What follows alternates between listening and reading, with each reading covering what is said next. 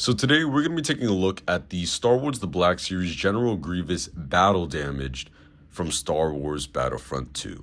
Now, this figure is a controversial figure, definitely, from a lot of Star Wars fans that collect Black Series. The thing with this figure and just most of the General Grievous releases is that he isn't that strong of a figure. He's weak in certain joints, and he's not to scale. That's a big issue with this figure. Now, this is another figure that I've actually had for a while now, a few months, and me personally, I can understand where people are coming from, but I still feel like this is a good figure, and it's definitely a figure that's worth getting. Especially, of course, that depends on the price.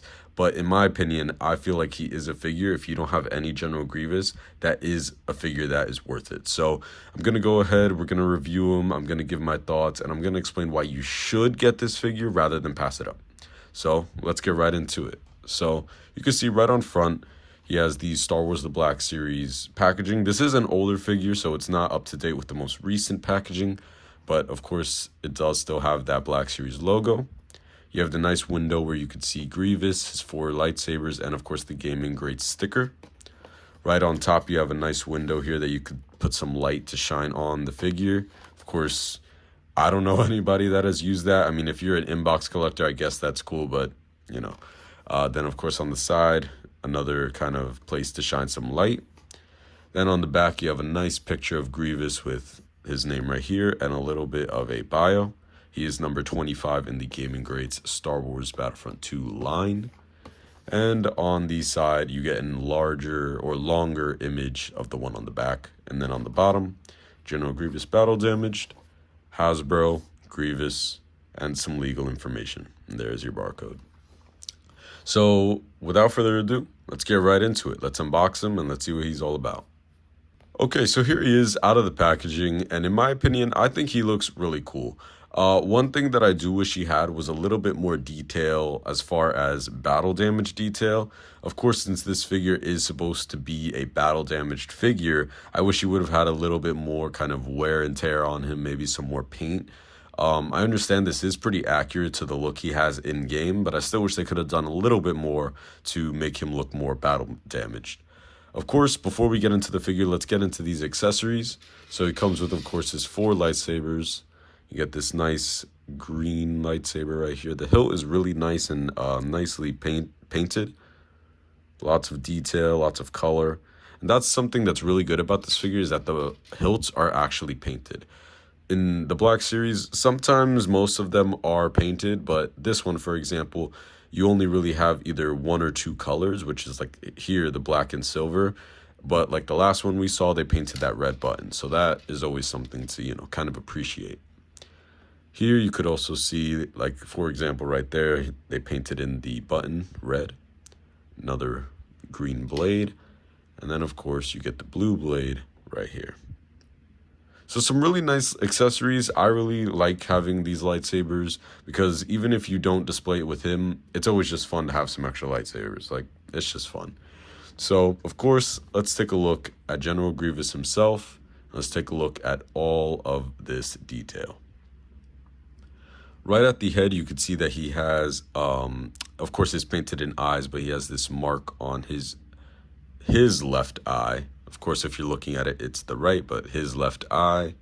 So that's really nice. On the chest armor, you could see some more battle damage. And you see this right here, kind of this extra paint surrounding the, like, damage. I wish that could have been all around, or a little bit more kind of paint to make him look more damaged. On this arm, more of the same. Kind of looks like a burnt marshmallow. But yeah, it's, to me, I like it. But this is another point where I could kind of understand where people are coming from when they think this is kind of a bad figure. He could have had more articulation and more like that. But of course, he is a bigger figure. He's definitely taller. I do believe he stands at about either a little over 6 inches or just below 7. So he does scale pretty tall. I know that's not how you say it, but he is a taller figure. He will be taller amongst your other figures, but of course in the movies he is this really big tall guy.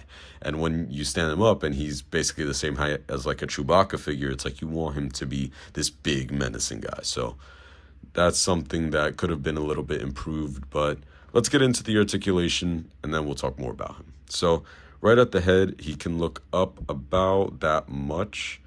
The neck actually does come out like that, so then you can have him look up even more, about that much. Then he can look down about that much. Then if you have his head up, he can look down about that much. So not too much down if you have his neck up, but if you have his neck down, there you go. Then at the arms, so at the arms you could kind of see in there he has two joints since you can separate his arms. They both go up though, and they do not move any further than like this. Like you can't really force it. You have to kind of twist it and then you can move it more. On the inside, I do believe it is a ball joint that then connects to the hinge.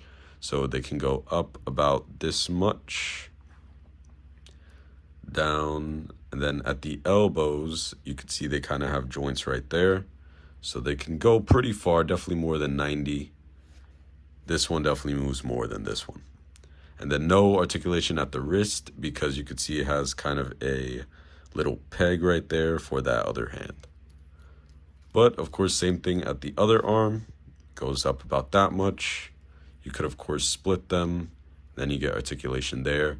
There is a way to get kind of the arm articulation while they are connected. It's just very difficult, and it also really puts a lot of pressure or stress on the figure's joints. So if you're going to do that, you want to be careful to not do it too much to where it's just going to snap the second you move it.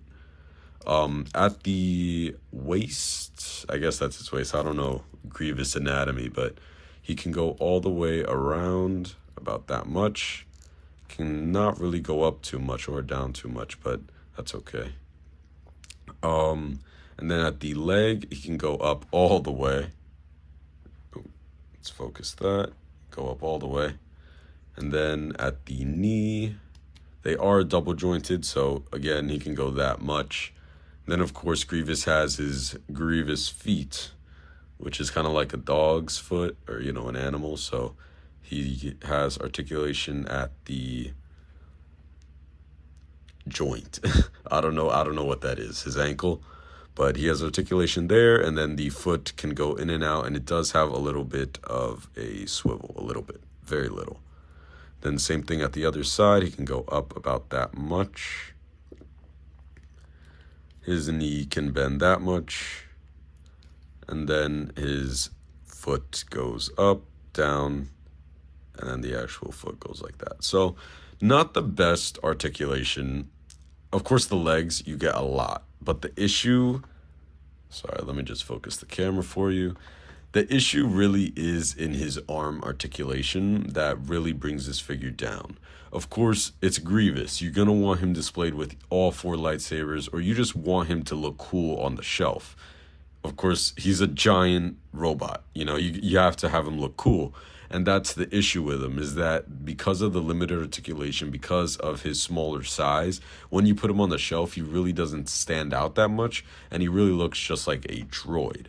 Now, I'm going to get into why I think he is probably the best option to buy when we get onto my final thoughts.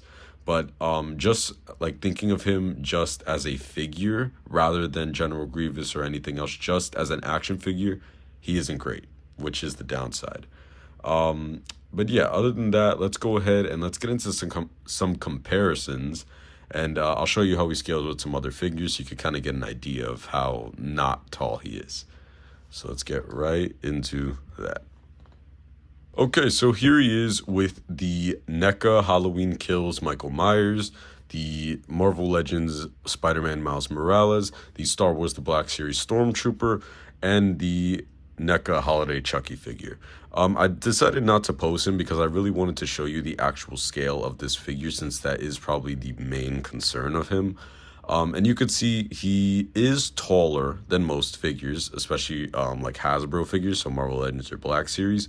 But of course, if you go to the movies, he's much bigger. And the only time he's really at this height is when he is hunched over, mainly in Revenge of the Sith. When you see him hunched over, he is this height. So you'd expect him to be this big, menacing guy. And that's the issue. Also, with that, is that because Hasbro, they wanted to keep him at that lower price range. They didn't want to make like a $50 figure because, of course, that's not great for their business. But that led to him having kind of smaller, thinner joints. So he doesn't look that big and menacing. But he still does scale decently with the Black Series, the Star Wars line. He will be taller than most of your like average size figures. He's just not going to be like this big guy standing over them. A big thing is kind of like, of course, NECA does scale larger than Hasbro figures, but when you see that Michael Myers is taller than Grievous, it's like, whoa, couldn't they at least be at the same height? So that is a bit of a downside, but he does, of course, fit in with the Star Wars design, so that's good. And if you have him in more of like a combat pose or on like a flight stand, for example, you could kind of hide that shorter height. But other than that, he does fit design-wise. Of course, he won't go with like a NECA line, which is a lot more realistic. But in your Hasbro lines, he will fit in well. So let's get into my final thoughts, and we'll talk more about General Grievous. Okay, so what do I think about the Star Wars The Black Series General Grievous Battle Damaged action figure from Hasbro? This figure is definitely a controversial figure, as I have been saying. A lot of people don't love it, but in my opinion, I like it because I feel like it's the best General Grievous for his price range. When you think about it, there aren't too many versions or too many releases of General Grievous. There are, I believe, 3 Grievouses from Black Series, one that came with Vader and Thrawn, this one, and the one from Revenge of the Sith. But all of those are the exact same, just with repaints. And the only other General Grievous on the market is the one, I believe, from Bandai. It might not be Bandai, but there is one that is a model kit. And the thing with that one is it can range from $100 and more. And in addition to that is that one you have to build and you have to paint. So in my opinion, I like this figure because it can range from $20 to $30. And as soon as you get it, you just pose them up. It's a quicker figure, it's a better figure, and if, like I mentioned earlier, if you have a flight stand, you can kind of hide that shorter height that he has. Of course, I understand why people don't love him. He does have those looser joints, he is thinner, and he isn't as menacing as you'd want him to be. There are some fixes to that, but in my opinion, it's really up to you and what type of General Grievous you want. If you want a General Grievous that you can just kind of buy quickly, pose him up, and he looks awesome, this is the one for you. Of course, like I said, you could hide the height in different ways. Maybe you could paint him a little bit or do a few changes to make him the Grievous you want. But if you are someone that wants a better looking figure, one that looks more accurate to the film, and you want one that is going to be a big standout on your shelf, then I would recommend going for that Bandai model kit.